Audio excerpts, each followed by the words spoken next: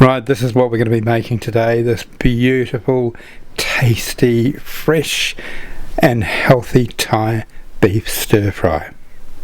Right, let's get cooking.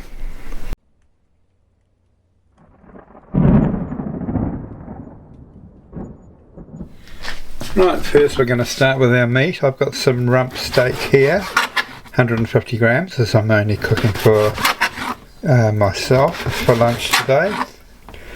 Cut across the grain and as thinly sliced as you can, and just place it into a bowl ready for the marinade ingredients. I'll come back when I've done this. Right, there's our beef all nicely cut up. I'm going to drizzle a little bit of neutral vegetable oil in there.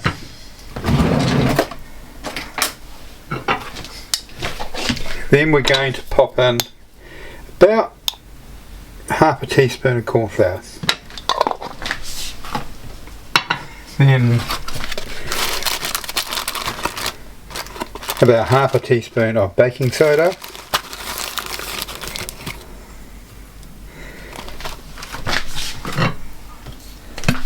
And some soy sauce. We always say some soy sauce because we want to have the license to put however much we want into it. I think that's the reason. So stir this through like this, then cover it, leave it in the fridge for 15 minutes. While that 15 minutes is ticking by, we can prepare our vegetables.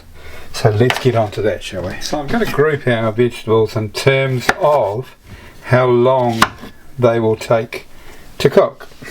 So the mushrooms and the courgette and the mung bean sprouts, they can all be grouped together because I will add them to the stir fry at the same time.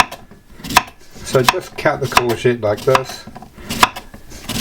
The mushrooms you can halve, and the mung bean sprouts you can just throw in. Right, come back and have a look at the other vegetables now. Right, carrot and capsicum is next. I only need about that amount of capsicum and I'll use all of this carrot.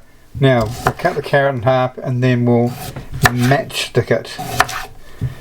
So cut it across like this, and then like that, because the carrot will be the slowest cooking. So if you want it to cook at the same speed as the rest of the vegetables, you have to cut it a bit thinner. So carrot and capsicum in there, and then we'll come back and do the onion and garlic. So first we'll chop up our garlic, keep that in this little ramekin, and then we'll do the onion. Now with your onions, you don't need to get too fussy about these. These can be a rough chop, and by a rough chop I mean, like you can see here, I'm not saying that there should be anything untoward going on in your kitchen, you know, like martial arts lessons or anything like that. It just refers to the size of the onion that you're chopping, right? Couldn't be so I thought. Actually, we need to make the sauce first. So 1 teaspoon of fish sauce, 1 good tablespoon of soy sauce, some coriander stems. So we're going to use the leaves for garnish afterwards, but we're going to cook the stems. So just take a little bit off there. Oh, smell is beautiful. Put that in there. Right. Then we've got half a tablespoon of lime juice, and then 1 tablespoon of raw sugar. And here's our sugar. Right, first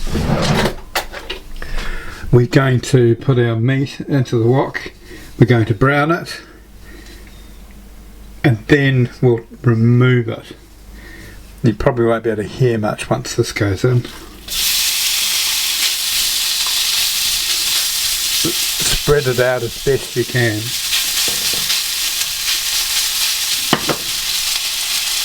I'll come back when it's all nice and brown. Right, that's our meat done. Took about 2 minutes. A little bit of oil. And firstly in with our onions.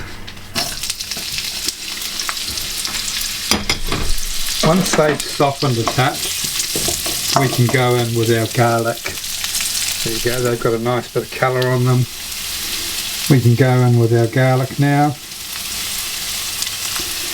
And we can get these capsicums and carrots in as well. Going to be some beautiful colours in this dish. Right, let's get these going as well. Just put a couple of tablespoons of water in there. As my carrots look to be drying out a bit, so don't be afraid to do that. Just don't put too much in. Right, we're ready for the rest of the veggies.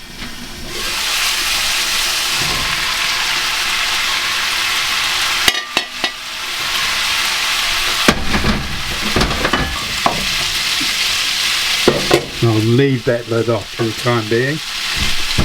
Once these veggies are nearly done, we'll put the meat in the sauce in. Look at the beautiful colours there. Right, in with the meat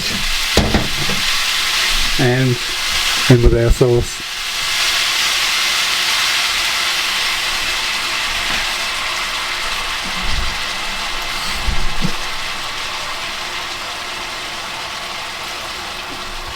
Just put a little bit of water to get the rest of the sauce out of that ramekin. It's gone rather quiet, hasn't it? Right, once this is all heated through, it's time to plate up and garnish with our coriander.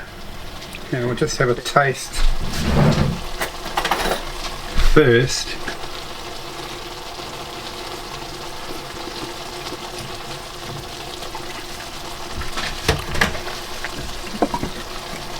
Okay, that can do with a little salt, not too much, but it really does need some pepper.